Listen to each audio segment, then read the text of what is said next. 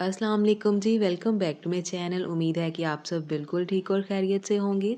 तो आज हम बनाएंगे एक बहुत ही मज़ेदार और आसान सी रेसिपी जो कि आपने शायद ही कभी देखी होगी। तो आज हम बना रहे हैं सेब का हलवा, जो कि बहुत ही टेस्टी बनता है, बनाना भी बहुत ही आसान है। वीडियो पसंद आए तो प्लीज़ लाइक और शेयर ज़रूर करिएगा। तो यहाँ पर मैंने लिए हैं 2 बड़े साइज़ के सेब, अच्छे सुर्ख वाले सेब लिए हैं मैंने यहाँ पर। इनको पानी के साथ अच्छे से पहले वॉश कर लेने हैं।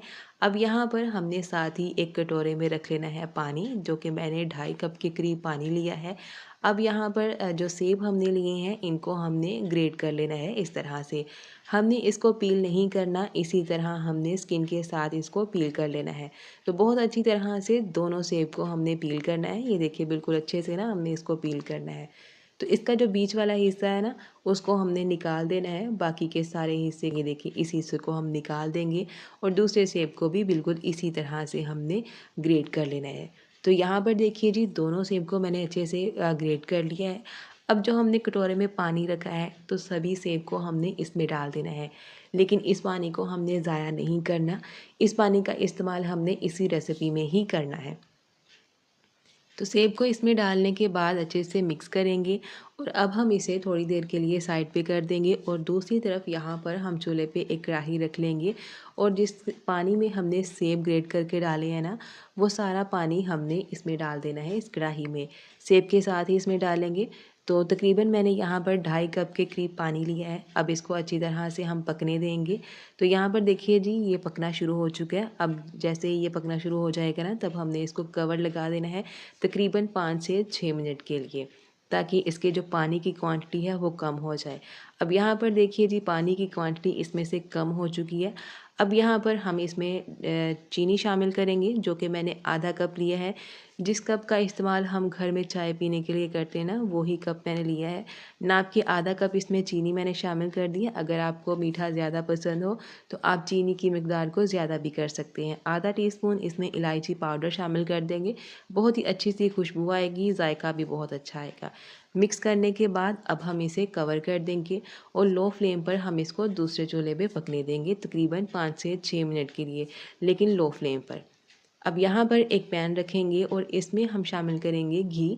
अगर आपके पास देसी घी हो तो बहुत ही अच्छा है, अगर ना हो तो आप डाल्डा घी का इस्तेमाल कर सकते हैं। तो यहाँ पर आधा कप मैंने इसमें घी डाल दिया है। घी मेल्ट हो चुका है। जिस कप के साथ मैंने चीनी नाप के ली थी ना, उसी कप के साथ हमने 1 कप नाप के सूजी लेनी है। तो सूजी को इस घी में डाल देंगे। अब हमने लो मीडियम फ्लेम पर इस सूजी को अच्छी से इसकी भुनाई कर लेनी है, जब तक कि इसका कलर गोल्डन नहीं हो जाता।